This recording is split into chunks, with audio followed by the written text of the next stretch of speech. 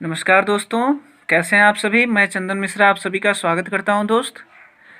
Math pedagogy section में question आते हैं एल्पस थ्योरी से। एल्पस थ्योरी पामला लीबेक ने दिया था। पामला लीबेक ने अपनी पुस्तक हाउ टू लर्न मैथमेटिक्स में प्रारंभिक स्तर पर बच्चों को गणित किस प्रकार से सिखाया जाए इस पर उन्होंने चर्चा की थी। इस पर उन्होंने वार्ता की थी कि किन किन चरणों में और सबसे पहले किसका प्रयोग किया जाए। इस प्रकार से उन्होंने अपनी थ्योरी को विकसित किया था। ठीक है, तो आज हम पैमला लीबेक की थ्योरी के बारे में पढ़ेंगे।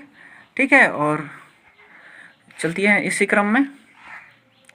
तो जो पैमला लीबेक ने जो एल्पस थ्योरी दी थी फ्रेंड्स, ELPS थ्योरी, ठीक है, तो इस जो सारे लेटर्स हैं वो सारे लेटर्स का एक उसमें कुछ ना कुछ उसमें छुपा हुआ है, कुछ रहस्य छुपा हुआ है। ठीक है, तो जो फर्स्ट लेटर हम लोग का आता है E, तो E का जो मीनिंग है वो उसका मीनिंग होता है एक्सप्लेन विथ फिजिकल ऑब्जेक्ट।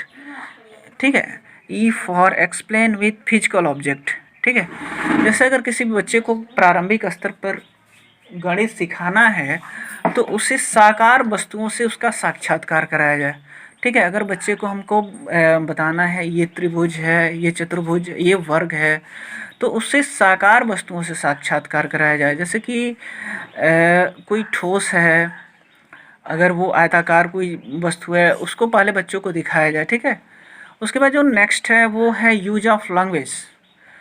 उसके बाद से भाषा का प्रयोग किया जाए, बच्चों को बताया जाए कि बच्चों ये है त्रिभुज, ये है वर्ग।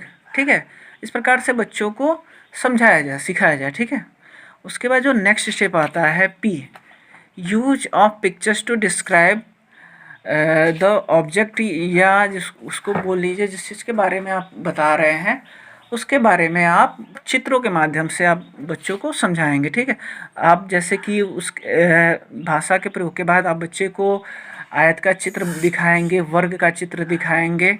ठीक है, तब वो बच्चा बेहतर तरीके से समझेगा।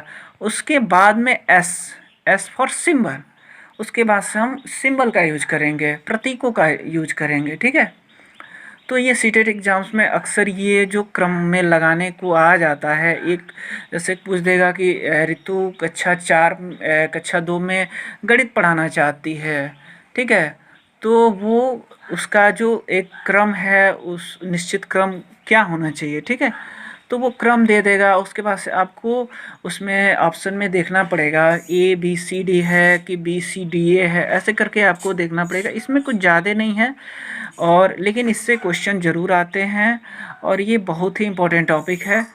इसमें से एक दो क्वेश्चन ज़रूर आ जाते हैं कि इसमें से कौन सा नहीं है, कौन सी का एक चरण नहीं है, सबसे पहले क्या नहीं होना चाहिए, या सबसे पहले क्या होना चाहिए, या सबसे अंतिम जो चरण है उसमें किसका प्रयोग करना चाहिए, या प्रतीकों का प्रयोग कब करना चाहिए। इस प्रकार से इसमें क्वेश्चन बन जाते हैं।